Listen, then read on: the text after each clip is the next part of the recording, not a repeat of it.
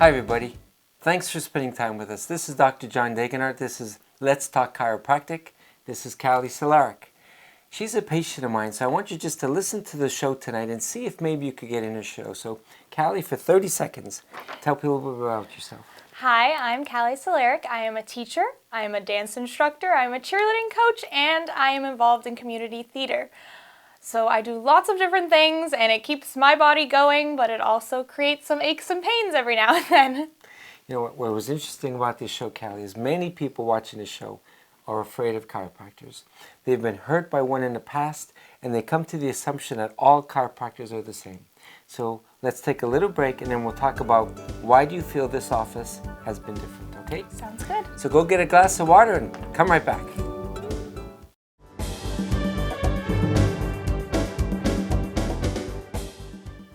You know, Cali, I pray in my beautiful life that I spend the time that God gives me every day to the fullest. You seem like to do the same kind of thing. Very much so. So with your busy lifestyle, those 4 different professions that you spoke of, talk about how is that tightness developing between your shoulder blades? So I came to Dr. John with a pain in my shoulder, my left shoulder blade.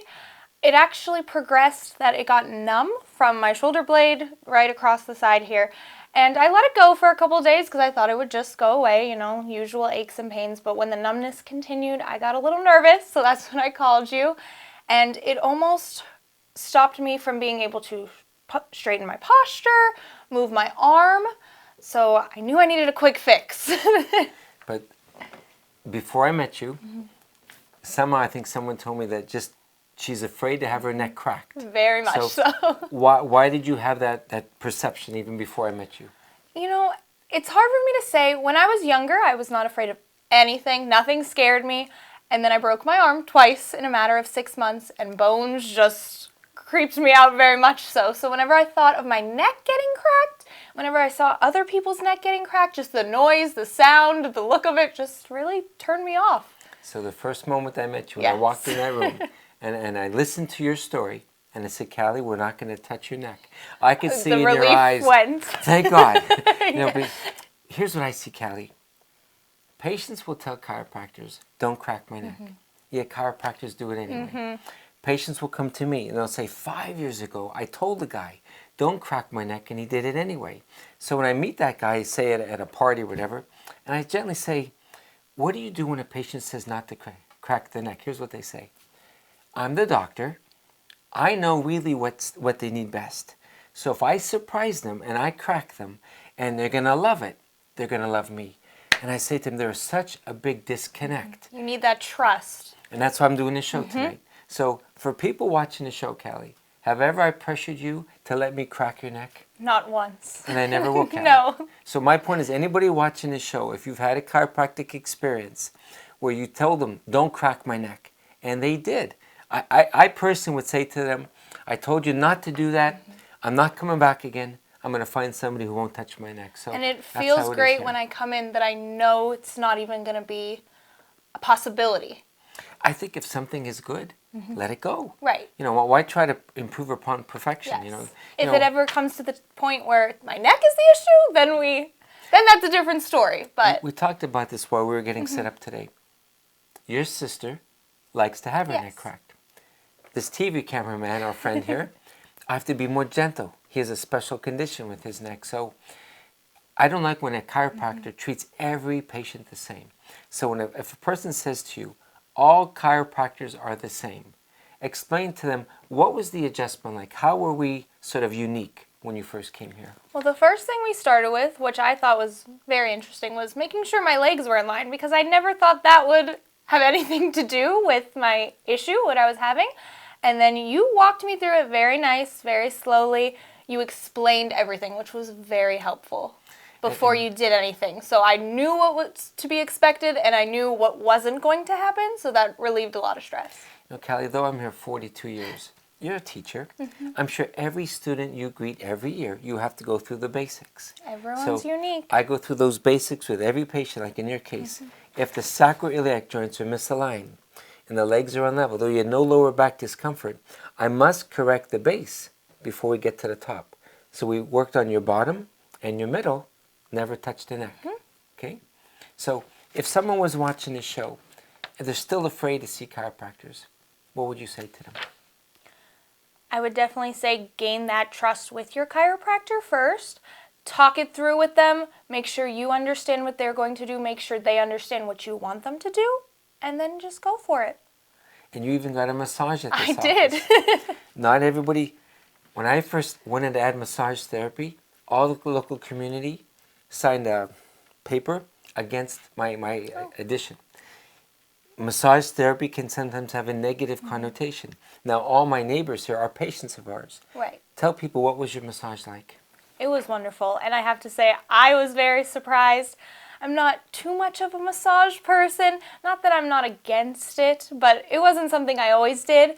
And there's, certain parts that I was like, I don't think that is too much me. But it was great. It was relaxing.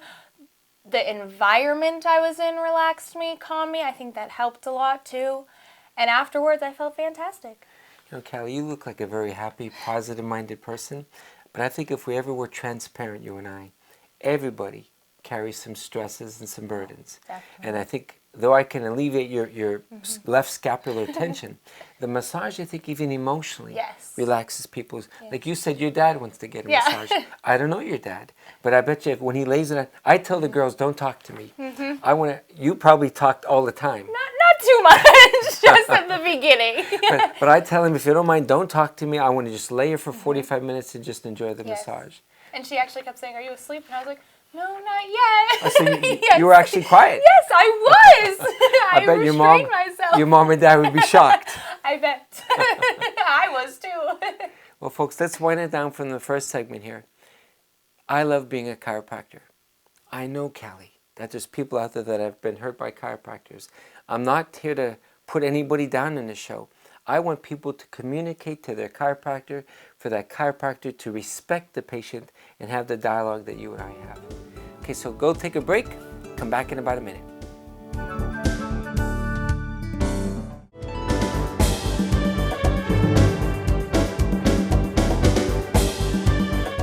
Thanks for coming back, folks. I respect the fact that you have 20 other things you could be doing tonight. But Callie, when people meet me, they'll say, John, we enjoy your show. People's stories like yours can connect. If I get on this show and I said to people, I'm gentle, I try to be a good listener, I want to communicate with you, it means a lot more credibility when you say it.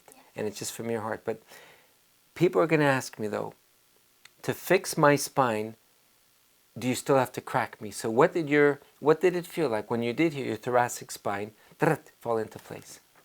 It's very quick, first of all. Very quick. Takes about 2 seconds, if that. And it's not painful. It almost feels like, I don't know, if you ever cracked your knuckle, it just goes just like that. That's a good point. Yeah, just a couple more times right down the spine. So it's not painful, which is a good thing. And afterwards, you feel more relieved. You could immediately feel the difference. If you were in my line of work, you have to be like a detective, Callie.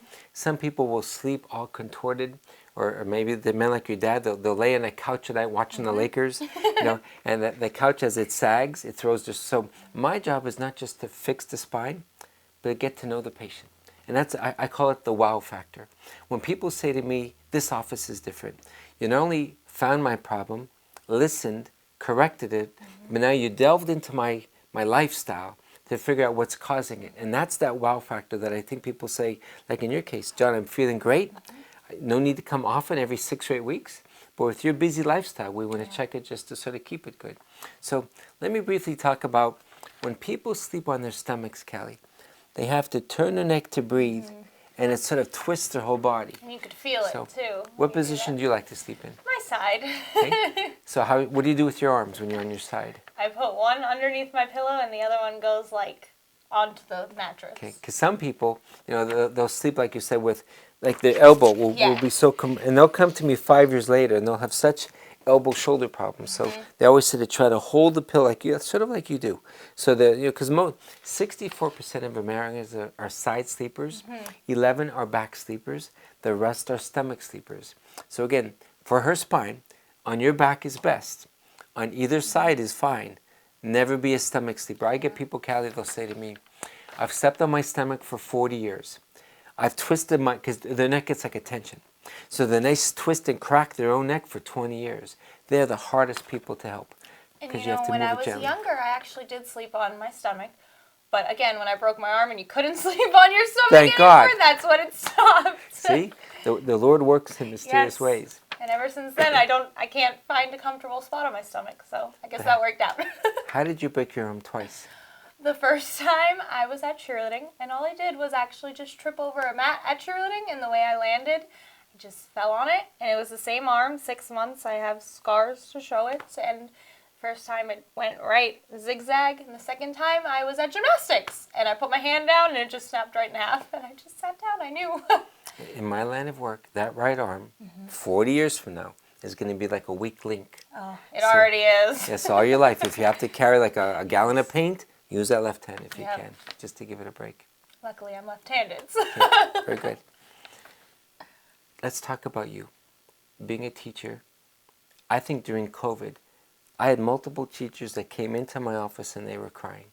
They said, John, I feel the responsibility to these kids, and between Skyping and coming to classes, and some quit because they felt that they weren't fulfilling their responsibilities. And the public got angry at teachers who quit their jobs. Share from behind the scenes. How did some teachers feel during COVID? COVID was a crazy experience for everyone, but specifically for teachers. And, you know, sometimes teachers do have a negative connotation for different things. And at that time, people looked at it as, oh, well, the teachers aren't going to work. They're doing it online, so they're not putting in as much effort. But in hindsight, we were putting in more effort because it's harder to get all that learning across to those students who are at home. They're just sitting, or, you know, you have technology issues. Things are cutting out. Maybe your microphone doesn't work, so you need to find different ways to get that learning across. Also, you had to use different things that you've never learned before. Different things on Zoom, different things on Skype. You know, Microsoft Teams became a new thing, Google Classroom, and you had to find different ways to reach out to those students. So it was definitely a new experience for both the teachers and the students. I think now, years later, it definitely helped because we use things like that in the classroom nowadays, and it became more routine for the kids, and I think it's an easier way to get to them, especially on things like snow days. Nowadays, we don't really have snow days. We have those flexible instruction days, which are great because you're able to access the kids, get them what they need, and it doesn't count at the end of the year. You know, it counts as a regular day, so you don't have to make it up. Teach me this. COVID, no prom, sports events, you know, graduate, there a lot of things. But do you think some classes academically were a step behind, and they'll probably never really get caught back up to where they should have been? I think there were definitely struggles in that sense. From those couple years, like I said, trying to relay that information, I have seen many teachers really trying to bridge that gap now, and I think it is starting to catch up, and we are bridging that gap, which is great for both the teachers and the students. So, You know, we keep stats at this office. What do you think are the two greatest professions that get massages at this office? I'm sure teachers. Teachers and nurses. And I think nursing was another career that was stressed by COVID. You know, they were on the front lines a lot more. We never closed at this office, and you know, though my staff was laid off, we kept the skeleton crew on board, but we weren't in the hospital. So but I think teachers and nurses strive to serve others, and they get stressed out themselves. Okay. Well, we're just about all done here, folks. I want you to watch the adjustment. That's the key to this whole show. What good are words if I scare this beautiful young woman? So those of you that still have doubts, I'm not going to touch her neck, but watch my gentle routine. See why we get great results in this office, and in a few visits you felt great. Most definitely. And now you just come every couple months just to keep after it. Yep. Okay, thanks for spending Thank time with you. us. Come back and let's go watch the adjustment now. Thank you.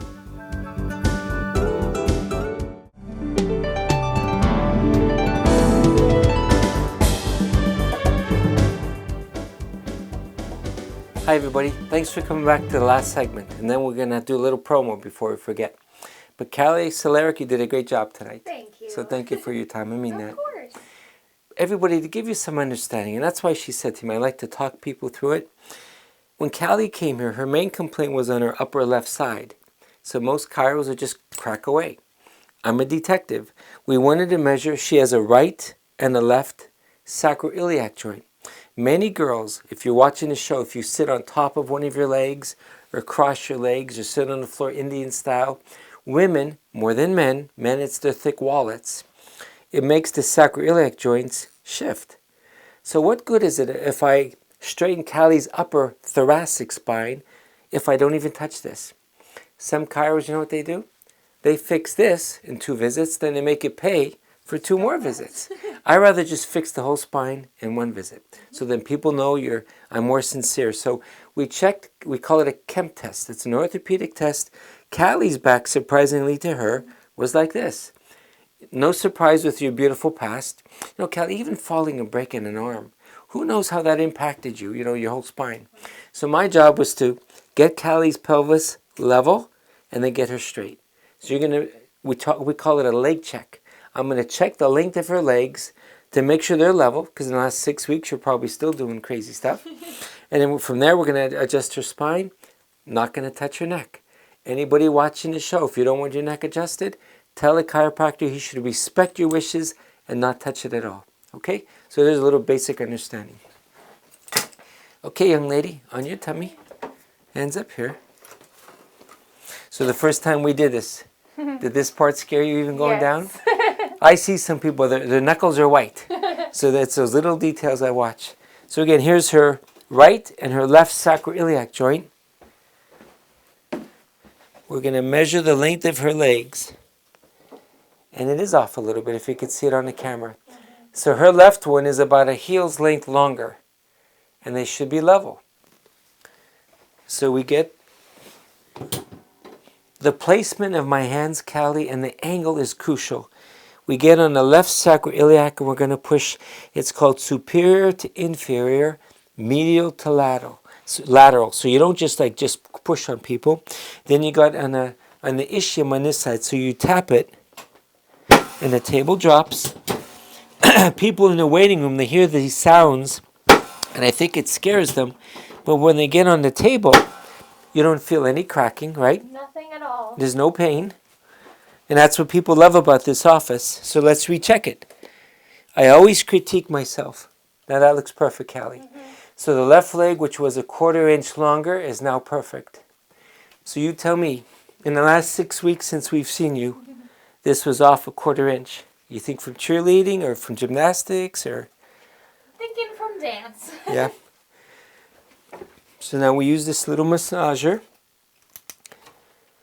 The way God made us, if this left side was off, Callie, the lumbar muscle should be a little bit tight. People can't afford to get massages. Let's be open about it. It's normally a $50 fee for 50 minutes. Only car insurance and work comp covers massages. So a lot of my patients, I'm open with them. I say, if you can budget it once in a while with today's tight economy, add a massage once in a while to your visits. So not getting a massage all the time, I'm going to massage these muscles over here. How are you doing in not crossing your legs when you sit? Oh, I cross my legs all the time. You're a bad pupil. Yes. So if I was a teacher, I'd have you sit in the corner.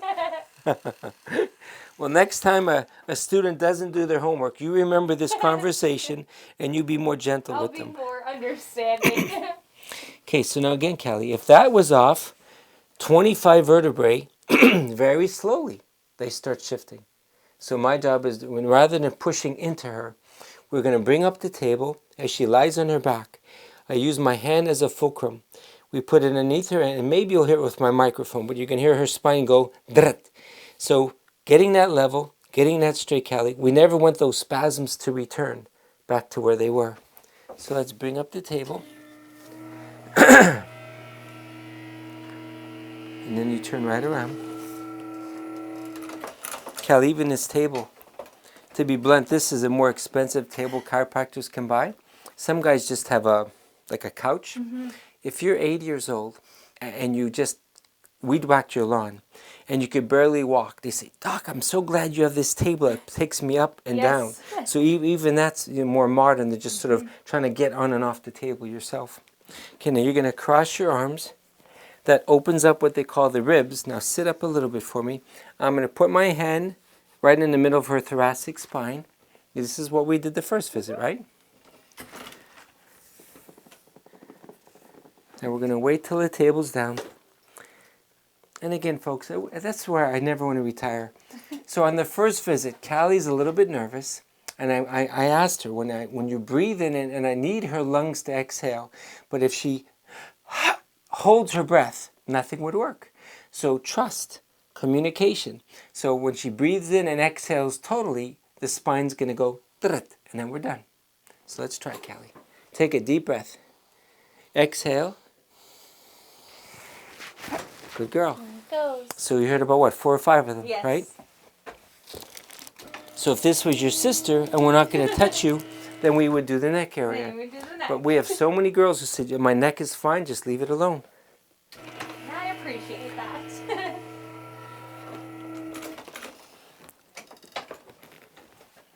So folks, in conclusion, Callie, when I was young like you, I hurt my back playing sports.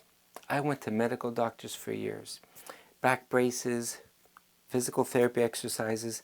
I was already jogging 10 miles a day. So when these guys said, do more exercise, and my legs were numb, I could barely make up steps, I was afraid to go to a chiropractor.